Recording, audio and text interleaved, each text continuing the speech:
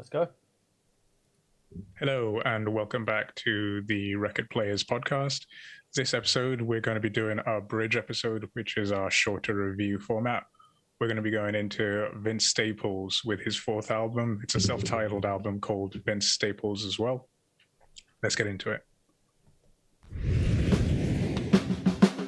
Damn. I was like, he's brought the production value up here, but no.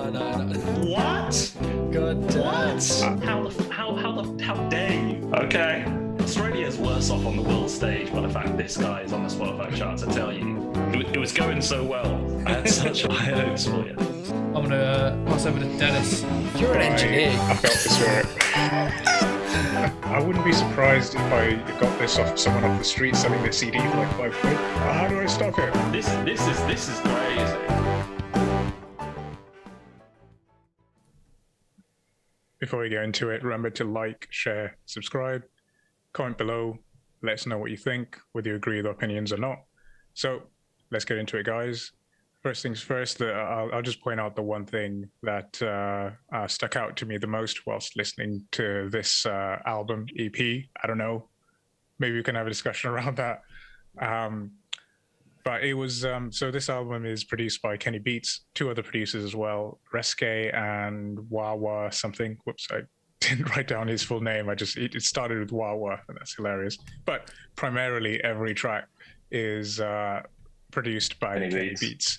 And yeah, I thought the instrumentals really stuck out. It really made an impression on me. So I guess I'll throw this one to you, Hadi. What did you think of the instrumentals? Yeah, I would say I'm definitely a big Kenny Beats fan. I don't necessarily would or think that this record is necessarily the best showing of his talents, but he does, always do well. Especially when I'm looking at beats like the "Taking Me Home," the Spanish guitar kind of vibe, track 7, that's a standout. And then the vocal samples on track 2, "Law of Averages," are really like standout tracks.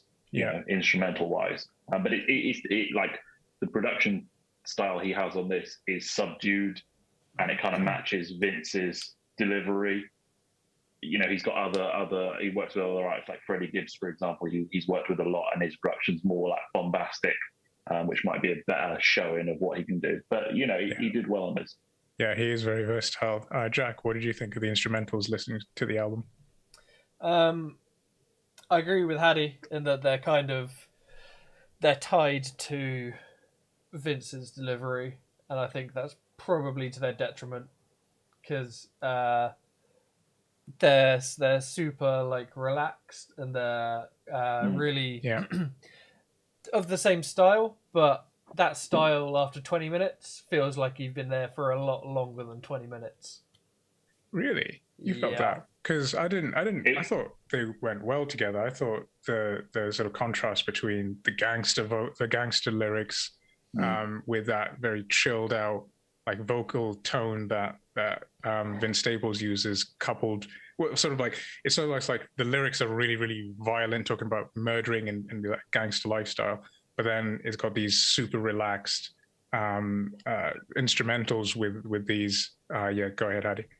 I would disagree. I would say you're talking about gangster lyrics. Okay, Vince has definitely like lived that life, and his past work has kind of maybe you would say like glorified that. But I found this album, okay, he's talking about his life experiences, but across it, whether it's like growing up in the ghetto or like materialism, all of that, he's like saying I'm done with it, and he sounds depressed, pissed off, and it's more like I hate this shit. I think you're right, and I got that on "Take Me Home." And "Take Me Home," like that to me was that kind of like Kendrick level, like that gangster rap where it's like it's gangster rap, yes, talking about his past, but it's like I'm above this now. It's not even. I wouldn't even call it gangster rap. Like he's done gangster rap music, but this is more on the level of like a Care for Me, Jack Saba. Like not, I wouldn't necessarily say it's as good of an album as that. But it's like, okay, they might have the certain upbringing which dictates what they can talk about, but it's self-reflective and depressing. I'd say Lil Fade is probably it's just my opinion. Lil Fade is probably the area where it strays most into the gangster rap stuff. Just because from the Office talking about like shooting up a car and the people that are in it. But like, yeah, most of this is more kind of like slightly soul searching, but like not really super deep. But yeah, I didn't get like a kind of the like gangster vibe from it. What I would have loved to get any more like energy from it though, because I don't know about you guys, but this was like it's very this mellow. almost put me to sleep. Yeah, it's sort of like wind down music. I think the public perception I've seen, it's not been that hot. It's been mixed reactions, and I can see why, especially if you revisit. I don't know if you guys are big Vince Staples fans, but if you do revisit his earlier stuff, he's got so many bangers, and there's not a single banger on this, which is let's get into the bangers and the clangers, right? Let's get into it. There are tracks I like. There were tracks I like. Don't get me wrong, but there's no like hard hitters. I don't necessarily need that. But I would say your average Vince Staples fan might come away from it feeling that they got cheated. I'm with you. Can I make a petition that we change top tracks into bangers and clangers? This is a topic. Let's do it. Leave us a comment. Is that a good switch up for us? So number one, I would say, is "Take Me Home." I thought his flow in that second verse is great, and I thought the sample is great. One thing I loved, some of the best tracks that I liked on this album, the instrumental was almost like you had to listen to it all the way through, because even towards the end, there's going to be like some vocal samples. There's going to be some, I don't know, like for instance in there's this really cool like guitar. It just fades out and it's just an acoustic guitar. What track was that on? Oh, it's on Sundown Town. It's just like a sampled vocal with an effect on it, and then just an acoustic guitar over it towards the end. And it just rides out the song, and then that flows into The Shining, the next track. So number two for me is The Shining. Comes from that Sundown Tears into The Shining. Itself, with The Shining itself being again similar to what I said a bit earlier, that contrast between the laid back vocals and the violent subject matter about, the first words in this song are "don't get murdered." It's about that like gangster lifestyle. Number three for me was Lil Fade. Hattie, top three. So I'd agree with you. My favourite was "Take Me Home." Mainly, I liked every element of this. I loved the beat, like I said, with the Spanish guitar. The drums hit on this. Like I said, not a requirement, but it was nice to get a track with some like punchy production. Vince and the feature. I think, is it Fouché? The singer sounded great on it. So that was the best track on the album for me. I also liked Law of Averages, track 2. There were some cool, like I said, vocal samples in Kenny Beats production. Kind of reminded me of like a Bon Iver sound almost at places, and I liked the lyrical content concerning like about him being anti-materialistic and cutting off friends that he thought were bloodsuckers. I quite liked the kind of topics he was encroaching on that.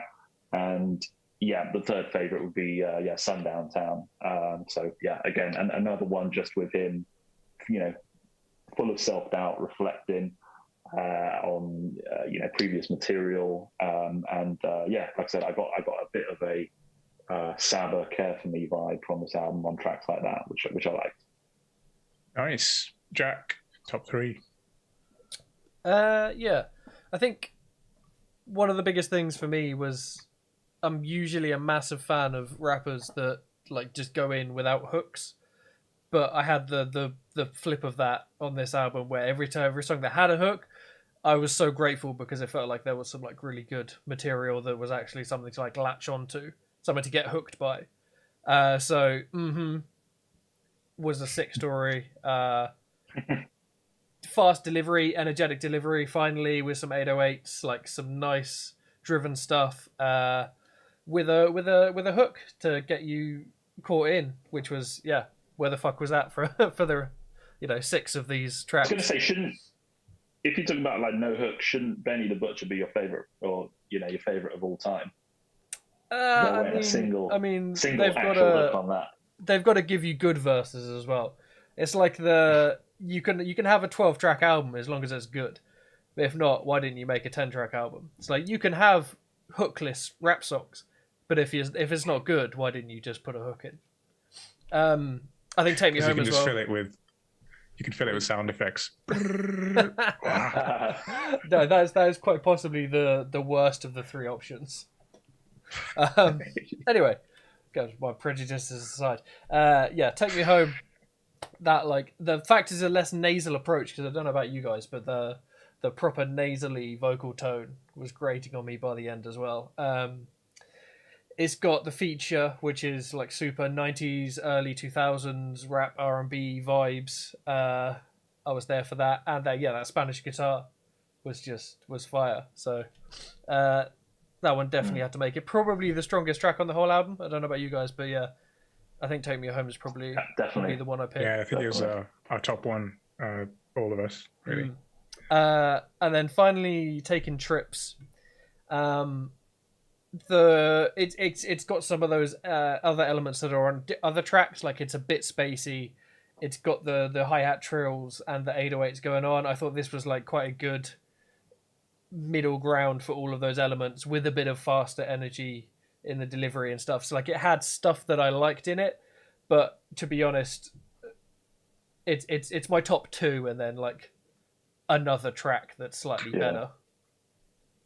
Right. Yeah. We didn't mention it, but briefly, this is a 22-minute album, right? It's with two songs. Yeah, exactly. So 10 tracks, 22 minutes. Yeah. It's crazy to call this an album. Yeah.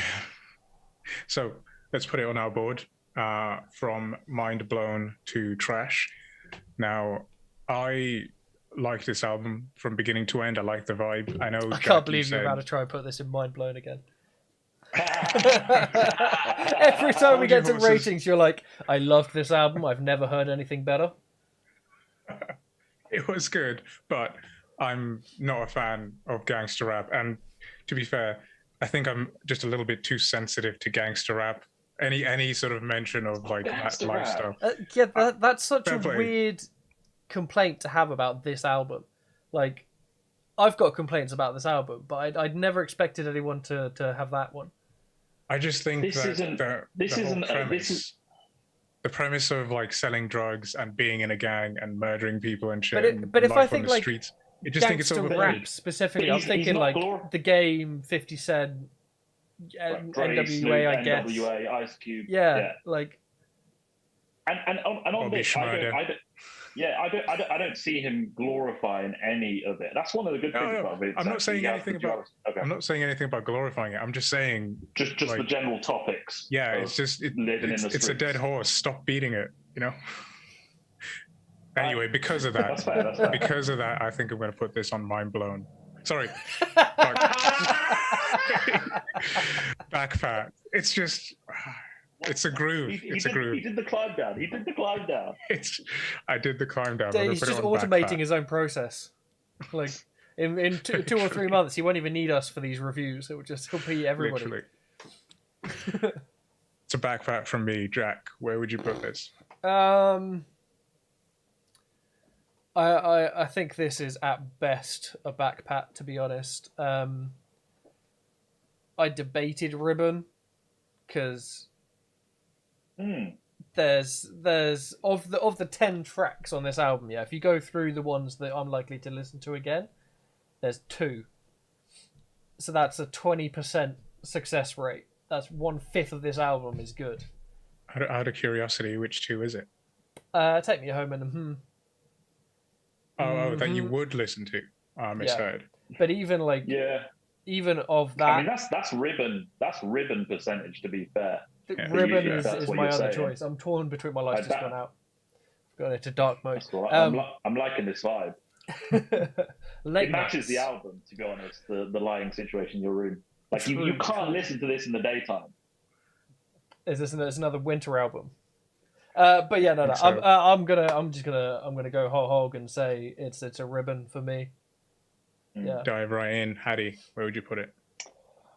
Yeah, it's not going to be one of my favorite albums of the year, but there's definitely stuff in here that I liked. I think I will revisit it in part because I like Vince as an artist, and it's a nice, it's a nice snack, not a 10-course meal a la some of the other shits we've done. But there's a lot in here, and like I said, there's definitely elements with the Kenny Beats production where there's lots of little details that you can pick out on re-listens. So I'm going to say, Backpack as well. Not amazing, not bad, and there's stuff in here I enjoy. Yeah, I'm with you. And to be honest, my rating may have changed if I was more familiar with Vince Staples. I don't know. I'm guessing that you're probably the most familiar with Vince Staples out of the three of us. Cool. Yeah, so I guess it goes by consensus onto Backpack for Vince Staples, self-titled. Do you agree? Do you not agree? Have you listened to it? What do you think? Let us know. Jack, any final thoughts? I'm disappointed to hear that this was a Kenny Beats album. To be honest, I didn't look it up before, but not his best work. That's left a sour taste. Well, I had a bit of fun. I found a website called whosampled.com, and I had quite a bit of fun looking at the samples. There was one sample from a track called "Little Flower" by the Putbacks, which is a band from 2018. I think they do rhythm and blues or something. So yeah, there's some cool samples on here. Definitely. Yeah, I mean, yeah, Kenny Beats is doing. I appreciate his process. I think he's got a lot of talent. Just this album didn't deliver for you. Yeah. Okay. Yeah, the only thing I was going to say is, for you guys and listeners and viewers on the topic of Kenny Beats, he has a YouTube channel and he does a show called The Cave that you guys would have seen, right? Which is really cool. So he'll get together with artists, make beats on the fly, get them to rap or sing in his booth, in his little studio. It's a great channel. So I'd recommend anyone that hasn't seen it, watch it. And yeah, he's an insane producer. A cool one of the best in the game at the moment. Yeah. For sure. Cool thing. I think he did electronic music for a little while. So he was a producer and a DJ for a while. And then he came back to hip hop and R&B, which is kind of cool. Hadi, final thoughts? That's it. Like I said, I just wanted to share that extra bit. But yeah, no, I'm good. I guess, should we tell people what we're doing next week? Sure. So next week we will be releasing a bridge episode of was it Prince? Prince. Yeah, it's going to be Prince's unreleased. Is it a compilation? I guess you would say. Yeah, called "Welcome to America." And then we're doing Billie Eilish. Yes. At the same time. Yes. That's both next week. Cool. So look out for that. Cool. Oh shit! I said the wrong thing. Why was that such a debate for you? That was your suggestion. Yeah. I was just testing the waters of our schedule. To be fair, they're pretty rocky. I know, Jack, you're a big Prince fan, so I bet you must be looking forward to that. I am, yeah. Much more than Hadi. You can tell by his face. Can tell for sure. Right. We've been the Record Players. Thanks for listening. Thanks for watching. Peace. Peace.